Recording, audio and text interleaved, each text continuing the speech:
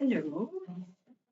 So today I wanted to ask you the question of your experience about support groups or health groups and things like that outside of therapy that you've gone and, what's your experience of them? Um, it's a new experience if I'm honest, because I've always been, when I first started becoming needing support, it was always the NHS.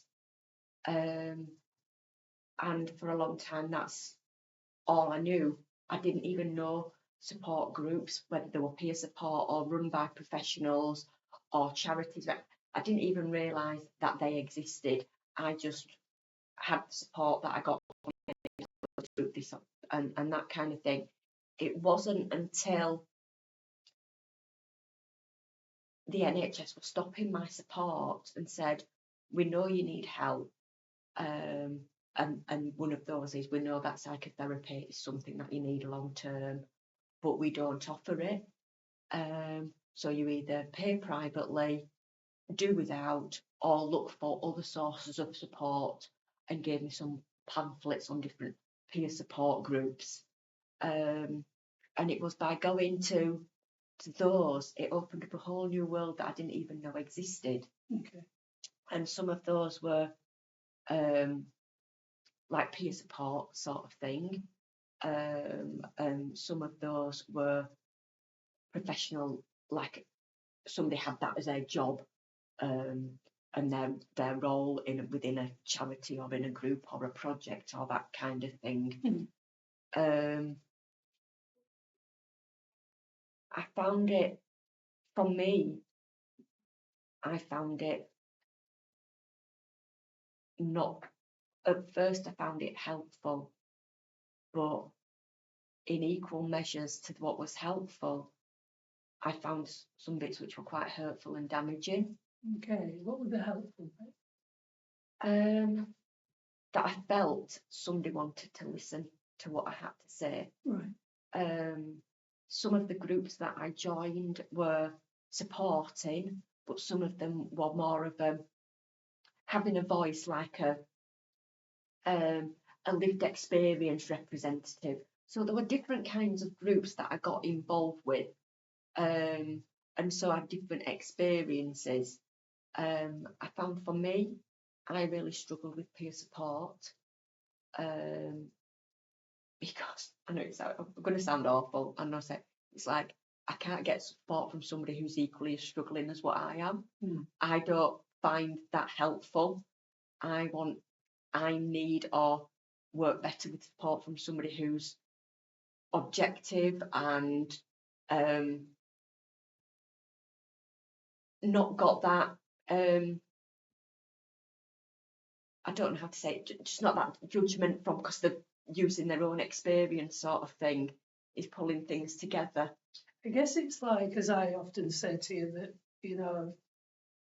you're still swimming in the same soup. Yeah.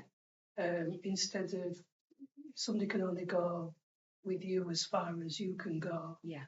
And if they want to go further, they'd have to go elsewhere for that, to somebody that's been or gone further. Is that right? Exactly, because I found that the support I wanted in peer support or from a group at that time I needed was with my with the eating issues that I was experiencing, and also with the suicidal thoughts that I was experiencing. And on a peer support level, I found that really difficult to take advice or support from somebody who was struggling like I was, or maybe not doing those things, or I might mention something about my eating or a binge or something like that, where as an eating disorder group you've got somebody who's half your size, say, who doesn't eat, saying you're not fat, and I found it really difficult to compute, really. And equally, seeing people distressed and not being able to help them, because I didn't know how to help myself, so how could I help somebody else? So I found, for me, peer support wasn't really helpful, and I didn't think I was able to help anybody else. So I sort of like moved away from that kind of thing, and and got involved with groups that were more wanting to learn from your experience that you'd been through. And I could pull on lots of different experiences that I've been through. Some groups were interested in the as a patient of the NHS. Some groups were interested as in my experience of abuse and sexual abuse growing up and stuff, or some were about my experiences of having an eating disorder and stuff like that. So I was able to offer lots of different input and things. And some of the experiences, again, were very polar. They all started off being really helpful, sort of like for somebody who's had no self-esteem and thought that nobody could give a toss about them. I found it quite cool. People say I've got something to say. People are listening to me. I found it quite nice. So that felt that, on a personal level, that people were interested in you, and that's how you took that. Yeah. And then you said kind of at the beginning you felt they were interested in you. So what happened? It became, in some of the groups that I joined and went to, it was clear it was just a tokenistic gesture. So it became about them. Yeah, it were like a project or something, or whether you've got, because some of them were like statutory groups, some of them were charity, some of them were just community groups or fund and this and that. So I'm talking about a whole range of different groups with different, I guess, different funding and different priorities and that kind of thing. And I felt some of them were, it's obviously just being on a tender that you take the voice of the lived experience and they've ticked a box and says, yes, we take on. So they say, we want to listen to you, but actually never come to you with anything useful to discuss or want your opinion. And I felt that it was just trivial little matters, rather than learning about my experience of what it's like living with being raped as a child, or being in a psychiatric hospital at 20, or having an eating disorder and almost dying and stuff. It was like, well, is this leaflet a nice colour, or do you like the font of it? And it's like, I've got more to say. Yeah, that sounds like, when you was raped, that feeling of somebody just coming and taking what they need from you and discarding you then. And I'm not saying that was their intention, but that's what it sounds like from what from what you said and how you described it as, they just did it for a tick box. So you felt, wow, they're interested in me, and it's like, no, they're not. Yeah, it was like they're not interested in me and what I've got to say. They're interested in me answering the questions that they ask. If I wanted to start talking about it, it's not, no, we're here to talk about this leaflet, or we're here to talk about this, or even a group getting together, but nobody feeding into it. So I sat down going, what am we meant to be talking about? This group are meant to be giving us stuff to consult on, but they're not giving us stuff to consult on. Yeah, in a way, I guess it sounds quite narcissistic. In that, that mattered more than, than you as a person. That, it's not just about talking about an experience, is it? It's the experience that you experienced. It goes to a deeper level than you're just talking about something. It's quite, it's a deep root for you. So yeah. So what happened then? So where did you go from there? Sometimes I've been able to say, this is how I feel. Yeah. Sometimes it's been received as in, oh, you're into, again, a bit of gaslighting. Oh, you're interpreting it wrong. That's not what we're doing. That's not we are listening, we are this, that, and other. And it's like, but it's, I love that quote, Carl Jung. You are what is it? You are what you do, not what you say you do. Yeah. You know, it might be on a tender, it might be on the mission statement that they do it, or with the charity commission that they do this. And they have got a group of lived experience, but actually you're not consulting them, or it's only on trivial little things, or they don't really want you to have your say because they don't want to upset people, or at groups when I have done them and they've been, oh, we want to hear your voice. It's like, but what are you going to say first? Like, I need to be censored, that watching what I say, that I can't be appropriate, or I can't be I don't know, but I mean, like a professional. They see you as that, they've got that role as leader or facilitator or whatever, and it's like, you're down here, we'll pass your voice on. Like, no, I want to have my voice on my own. I Like, think it's, you know, when they say co-production, yeah, and it's like, I don't need you to speak. I don't even know what that means anymore. But it's like, I don't need somebody over here to take my voice and speak for me. Invite me to meeting or training that you're running, and I'll say my bit. I don't need you to say, can I use that quote? Can I use this? but that seems to be, I'm here. yeah, it is a lot of here they speak about plagiarism, and yet, you know, England is plagiarism for a lot of things in itself anyway. But ultimately, it should come from your voice, because you're going to say it in your way and mean it in your way. Well, somebody could use their own interpretation on what you were saying, and then it might not be heard in the way that you would have liked it to be, you know, to be heard. So it seems, I know you mentioned being in a group. You're in a group now. So what is the group now like? What is that group about?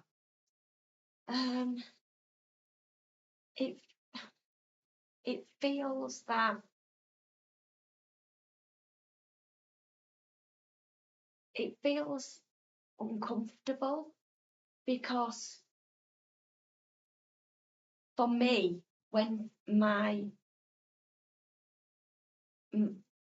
how I've always dealt with stuff that I'm uncomfortable with or don't agree with, is I've always done the people pleasing. So I've always changed what I think or what I do to fit in with everybody else, so that So you've formed to the, yeah. So who are you doing this with then? That you're Anybody that I'm around. right. But like now, I feel that. Why are you doing that with anyone that you're around? I've always not valued my own opinion and thought everybody was better than me, so looked to everybody on the outside apart from me to pick my career, to pick what I wear, to pick how I have my hair, to pick what I say in a meeting, to pick the. I think you're just describing the world as it really is. That's what everybody's programmed and with. That's they just don't know it. That's what I've done. And so in those environments, and when it's got to a point where I can't tolerate it anymore, I don't challenge, I leave. I've only had, I can't think now, 3 jobs in my working life, and I stuck with them for a long time. And everyone I left was because I people pleased that much that it got to a point where I couldn't do it anymore, and it was making me very, very ill. So could you give an example of the group that you're in now of doing that? I think what I feel in the group now is that I feel that initially it wasn't. I feel they were called lived experience, but I don't see it as lived because I'm living it now. It's not something in the past that I'm referring to with child sexual abuse. For me anyway, it's very much in my here and now, affecting me every single day. So I don't say lived experience anymore, it's living experience. And I feel that over time there has been a shift about involvement of my voice, that it's diminished over time. So the person that runs the group is diminishing your voice. Yeah. So that's the same that's happened that you've experienced before in groups. So that's what's happening. So as it become, as we spoke about with the others, it's about their agenda. And so is that what you're saying? That's happening now? Yeah, and I don't. What does that make you feel like? Really, I've come out of meetings lately really hurt. Okay. And really felt worthless and not listened to. Why is because I feel that having a difference of opinions being shut down, or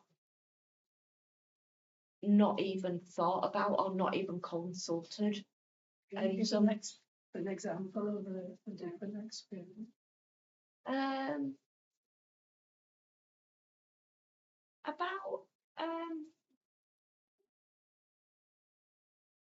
It's meant to be like a consultation group, but feel that my opinion's been assumed and I haven't been consulted about these decisions have been made, or that because there is a lot of, well, it's everywhere I feel now, a lot of trauma-informed this, trauma-informed that. I feel that it's become not as my voice as an individual has been diminished because they've plunked all trauma together, and then there's come along with that a whole list of stereotypes and assumptions that are inaccurate, that don't fit me. I guess as well, from what you're saying, it seems to be, from what you said, the current of what you're saying, that seems to go through all of it, is that if you say I'm trauma informed, it becomes about you. So it takes it away almost from the person that's experienced the trauma, because then it's that I'm trauma informed, so that becomes all about me. You have this label, well, I'm trauma informed, oh, well, we'll look at you then, rather than just looking at the person. And so what you're saying is that in your experience of that, that's exactly what's happening.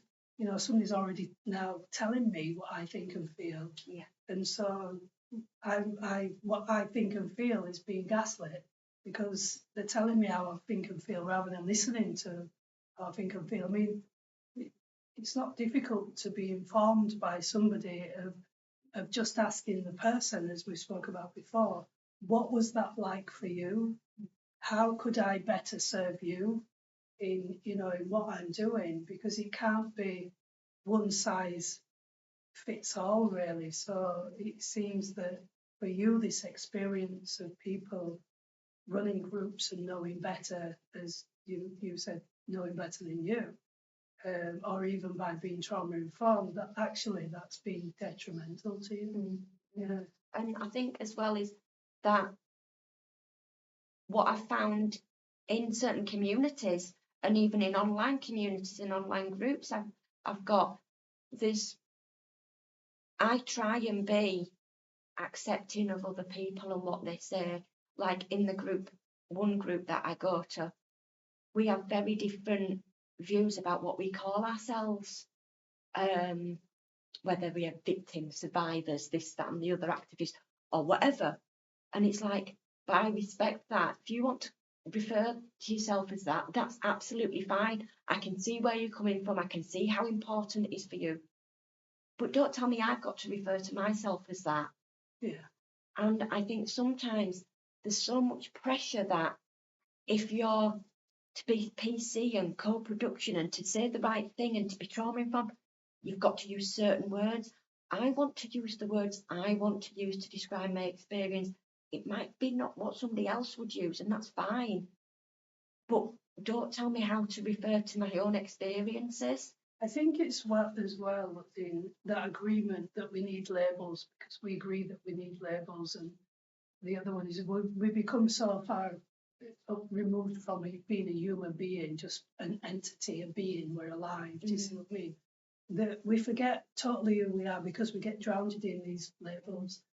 And then also in the program that people have, the must, should, have to, got to, and fear. So, oh, you're not allowed to say that, or this is what you should say. And it's like, who is the police? Who is policing that? Why? How much more of our freedom are we going to start to take or continue to take from each other in saying the must, should, have to, got to? And, you know, we're all born autonomous human beings. We're sovereign, we're self-governing. And yet we're imprisoned by lies. And we've normalised it as well. We normalise imprisoning by lies so much that's why we think it's normal to imprison an animal. We will take the animal away from its family, away from its natural habitat, because I want it.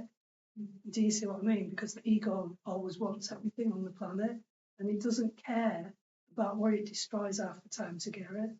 And it becomes where, you know, the only word that comes to mind is we are the savages on this planet. Ultimately, we savage everything because of these things that we impose onto others. And we've become far away from our, like I say, our humanness, that we are a programmed being of the must, should, have to, got to. Instead of, if somebody else can make something up and say, well, it's going to be like this, then so can you. So if you're saying, well, I want to refer to myself as this, then it doesn't mean that anybody else has to. And it doesn't mean that you have to give it up for anybody else either. Because it's come to me, you said, think of examples. It's come to me.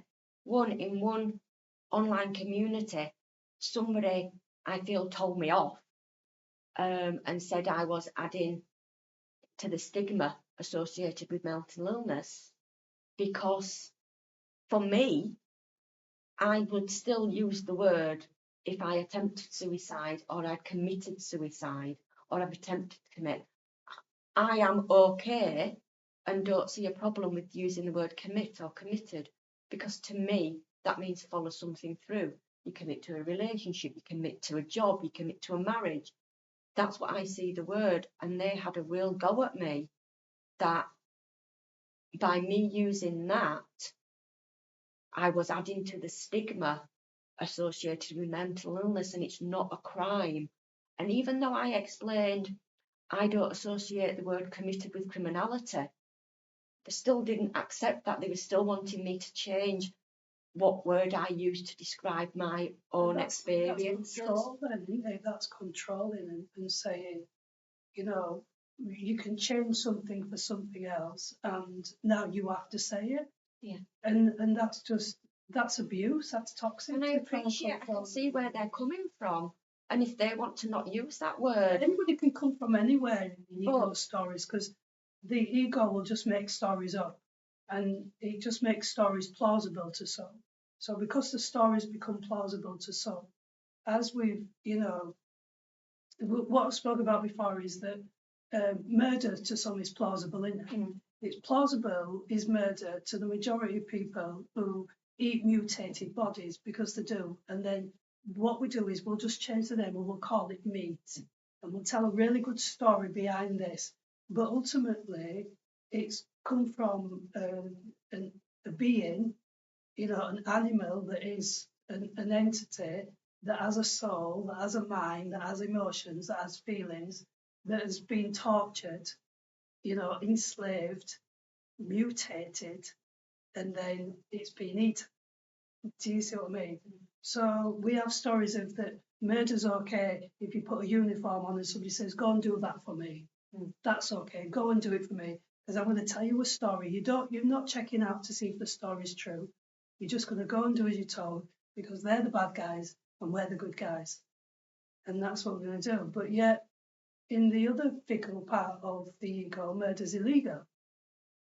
So we can have many different reasons for the same word that we use in the ego, because it's so fickle, It's got nothing to do with human beings. It's to do with control and making something suit. Well, they made For a me feel, purpose. well, I could say they made me feel really bad, but after that interaction, I felt really, oh, I'm doing something wrong. But it was Why like, did you feel really bad? because I felt like I was being told off. And it's Right. like, So it wasn't because they made you feel bad. It was because you felt that you were being told off. So you felt bad. They can't make you feel bad unless they physically do something. So remember when I said, you know, if we feel bad, it's our feelings we're responsible. So say like you might have felt bad and somebody might have felt, you know, well, I don't believe you, I don't feel anything. Do you see what I mean? But you felt bad, didn't you? Because you felt that you'd been told off. And so why did you feel bad, Steve? I felt that I'd done something wrong, You've or that done I wasn't something wrong. acceptable, or that I was wrong, which mirrors my experience. I know that was an online community, but in other groups that I've been to, it's like I'll say my bit, but then when I get answered back, I back down and I retreat because I think I'm in the wrong. Or So do you stop accepting when something's not accepted? Is that you begin to feel that you don't accept yourself as well? yeah, Right. I think of recently, I think I've been, and I think I have had new experiences where I've pushed myself right to the very end and stuck with my opinion, whereas previous times I would have relented and oh, all right then, and changed my mind. But I think in some areas slowly I'm starting to not be manipulated to change my mind or to shut up. It's looking at the bigger picture of, you know, it kind of brings me to the bigger picture that I've recently found out about what's it called, John Rockefeller. And so John Rockefeller dealt he's a businessman who dealt in oil and things like that. And he started to have relations with the pharmaceutical business. And so from the pharmaceutical business, he, in his genius, wrote the medical model. So he believed, one of his quotes was, I want them to work, I don't want them to think. So he was on the Darwinian theory as well, is that, you know, the battle of the fittest. So he got a solicitor to write the medical model. And so because he donated lots of money, because he was a businessman, he donated lots of money to universities and things like that. He was able to influence what was taught in the medical model.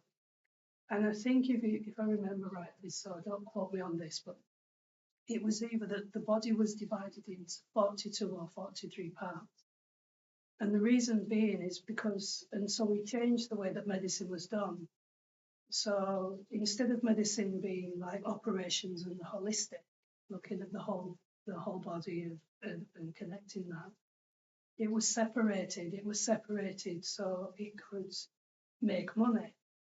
And how they could make money for the pharmaceutical business was that if the body's separated into about 42, then you'd have a specialist. When you train, you specialise in something, don't you? And so when you go to the hospital, I think it's still training now, actually, the same training now. So when you actually go to the hospital, you could go for, say, you've got diabetes, so you go to that department. And say you've got a deficiency, so you go to that department.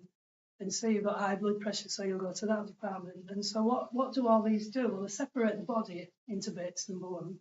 But number two, you can prescribe something from there, something from there, something from there, something from here. And from that, what the did was is that realization that if they could keep people on medication, then they could have a constant influx of money because that's what business is. You know, the business is to keep the business going as much as you can. And so for you, you'd experience part of that, you know, when your experience is in hospital and this is the treatment, this is what we do. But ultimately, of just going round in a circle with your health and really getting nowhere, because the purpose isn't really, when you look at medicine, it's to medicate. It's not to really cure.